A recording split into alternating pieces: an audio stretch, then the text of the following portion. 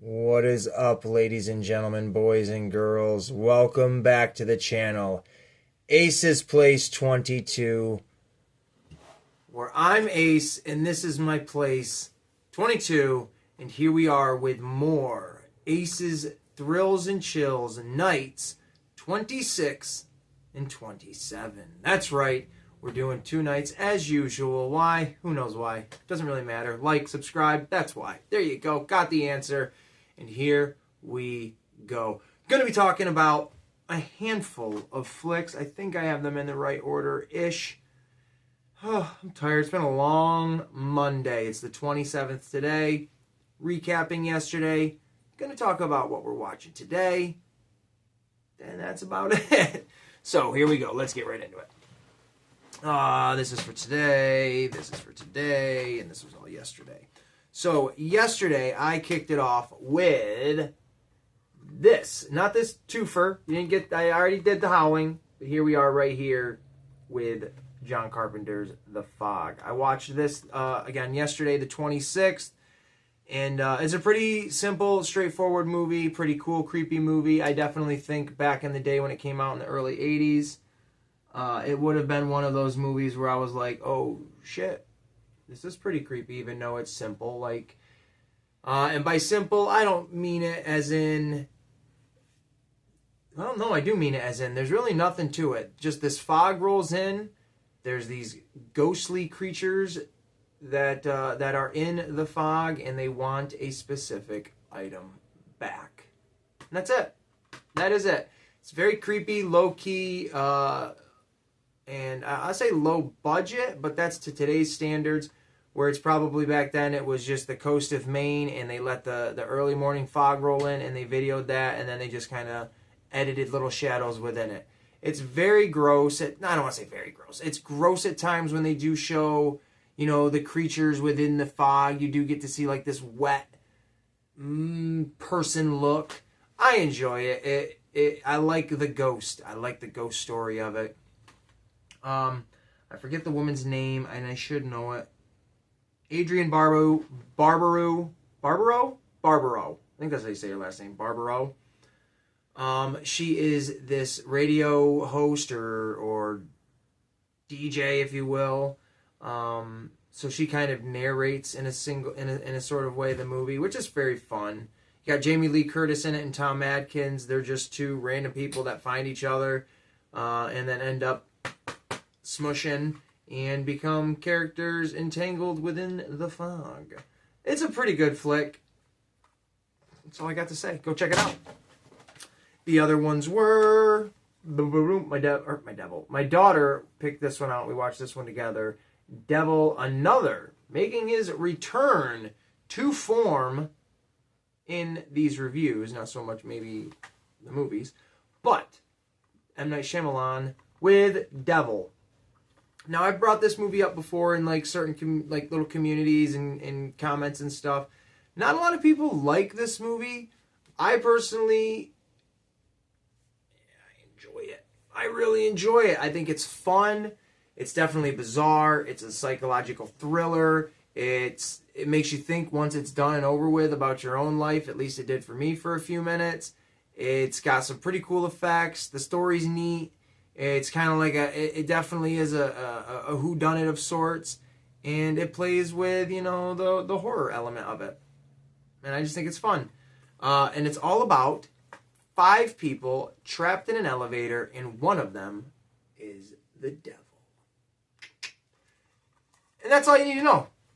That's all you need to know. And then the other one I want is this one right here. This one right here. This one right here. What is this one right here? This one right here. I don't know what the fuck that was. My brain just melted. But this one right here is House of Wax. I think it came out in 2005. Somewhere around there. 2006. It's got a whole bunch of young-faced actors that you don't really see anymore. Elijah Cuthbert, Chad Michael Murray, Brian Van Holt. I don't remember him, like who he specifically is. Paris Hilton and Jordan Padalecki. I know he's from The Supernatural and what have you.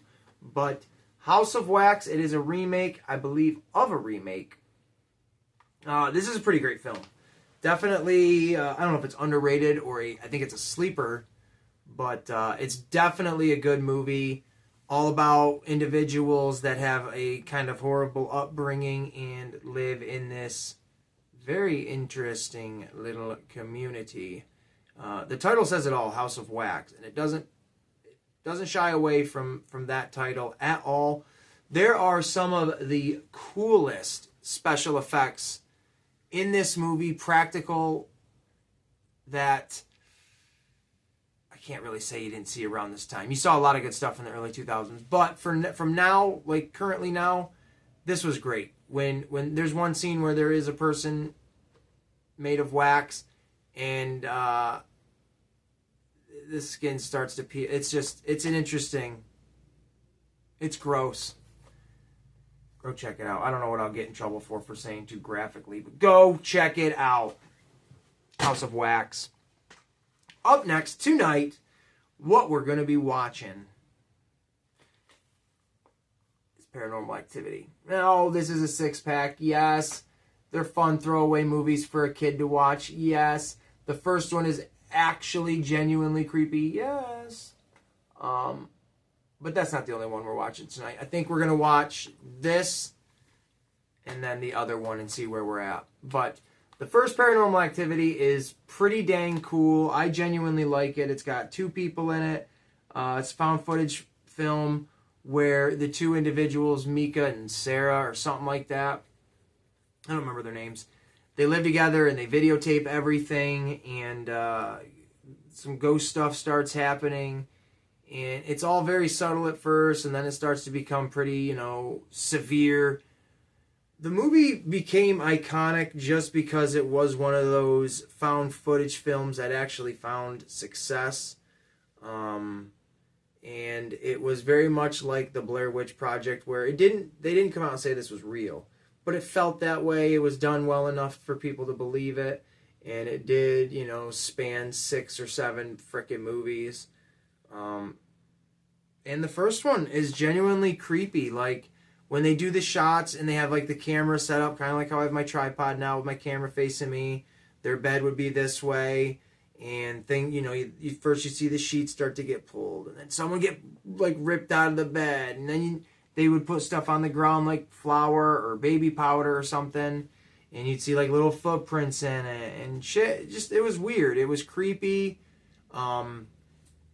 And genuinely, the first time I saw the movie, I was living with my current girlfriend at the time, and our bedroom was like almost identical to their bedroom in that movie. I mean, almost identical. I'm getting goosebumps right now because it does freak me out. It freaked me out at the time when I watched the movie, and I was like, oh, babe, like, if we had a camera, it'd be exactly where our TV is. Like, your bathroom that you go to is exactly where theirs is. Like, our door is where theirs is. Our bed, everything was identical. Even where we slept on the bed. Crazy. And it was too close to home feeling in a weird way. Like, but it was fun. That's the fun of a horror movie, when it can freak you out after you've watched it, right? We carry it with you. So, Paranormal Activity, it's a super simple ghost movie, but for me, it's very effective.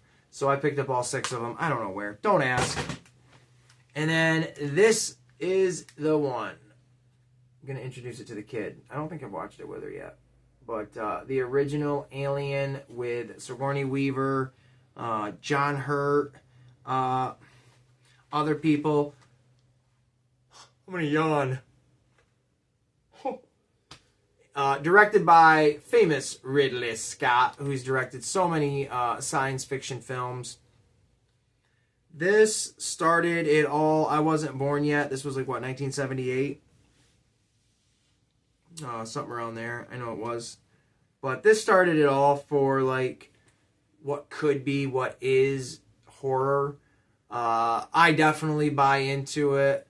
I know in a previous live, I said in a hot take that, like, a movie like The Exorcist doesn't freak me out, and that's deemed like one of the scariest movies of all time. This, to me, I don't find it like terrifying, but I absolutely do find it where it's like, oh my fuck this, no, get out of there, come on. I like it. It's effective just as much as Paranormal Activity is. You got, they're not Space Marines, that's in the second one, but I forget exactly what the hell they are. Engineers, something, the people. They're coming back from something. It says it right in the beginning of the goddamn movie. Let me read this real quick, because now I'm drawing a blank. Experience the terror from the beginning with the first chilling chapter of the Alien saga, directed by Ridley Scott, starring Sigourney Weaver in the breathtaking performance as Ripley. When the crew of a space tug, Nostromo, I couldn't remember that one, but I could think of it, responds to a distress signal from a barren planet, they discover a mysterious life form that breeds within human hosts. The acid blood extraterrestrials prove to be the ultimate adversaries as crew members battle to stay alive and prevent the deadly creature from reaching Earth. So that's what it was. I was thinking they were coming back from something for some reason. But they're on a distress call. And yes, they come across the, I don't know what it's called, the eggs first, and then the face hugger, and then eventually a xenomorph. Very, very compelling movie. Very, very cool movie. It's slow, so if you're like, I don't know, if you're under 30 and you're watching this video and you go to watch this, it's slow compared to like what you're going to get now, but let it rock, because it's good. It's a very good movie. The alien prosthetics or in costume is really gnarly. Like the tongue lasher is gross. That shit freaks me out. I do have to say, when you see the slime coming out of its mouth, it's not as scary as I remember it being as a kid, because of course back then, watching it on a boob tube in the 90s with, you know, a grainy television, so it really looked like you could barely see the monster and the alien. Now you can see it in full high definition Blu-ray, and the goo looks like just kid slime. And I know it is, but that's just some of the downfall of HD, honestly. It brings too much of it to the forefront. But I don't know if this was Sigourney Weaver's first movie or not. She was absolutely great in this as a, you know, the final girl, and a badass. And that's another thing, and I'm going to get probably in hot shit for this, but society wants to say, like, we don't put women in, like, badass roles. Are you kidding me? Sarah Connor and fucking in James Cameron's Terminator franchise, like those two chicks, come on now, they're the most badass chicks in cinema history. If I'm wrong, tell me. But I feel like they're overlooked quite a bit, because Ripley went on to be in, like, what, 4 of these Alien movies. I know she was a clone or something like that in one of them, but still, nonetheless, badass. And then she was in Ghostbusters, yada, yada, yada, yada. 1979. Includes a 1979 theatrical version. I probably should watch the 2003 cut one, because that has it on here too. But we're going to just kick it off, and we're going to watch the 1979 one, the original, to see what it was. You know, I know what it's like. I watched it before, but so she can see it, the original. So I've rambled on long enough. I don't know if anything was coherent and made any sense. This is a really good movie, though. I do know, for just a little fun fact, the scene where the chest burster is, the cast of the movie, they knew something was going to happen, but they didn't know exactly what was going to happen. So that way, when the thing did happen, it got their initial reaction to make the scene a little bit more raw. I like that. I think that's cool. No one was harmed or hurt literally while doing it, so no farm, no foul. No harm, no foul.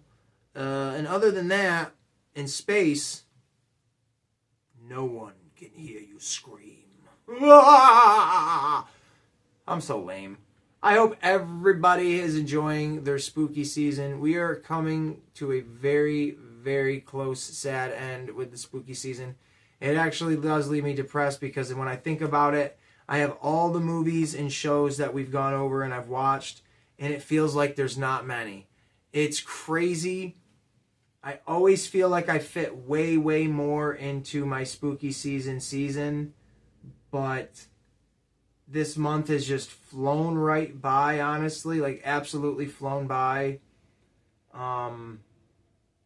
there's movies that I didn't even get a chance to watch because I slotted other ones in their place instead.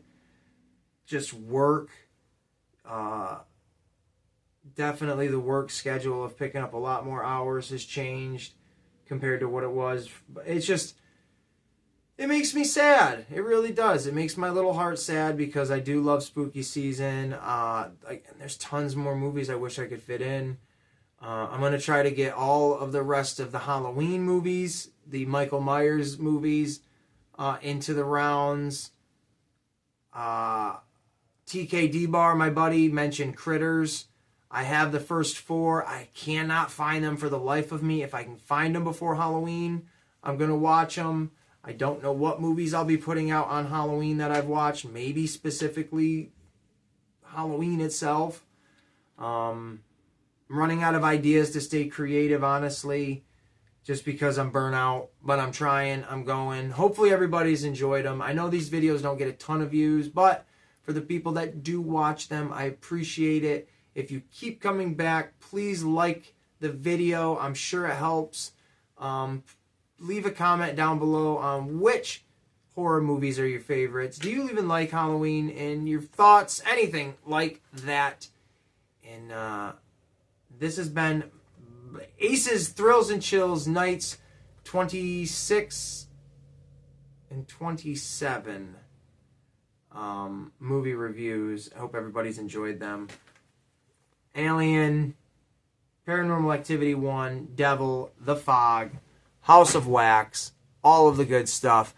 And we will see you in the next one.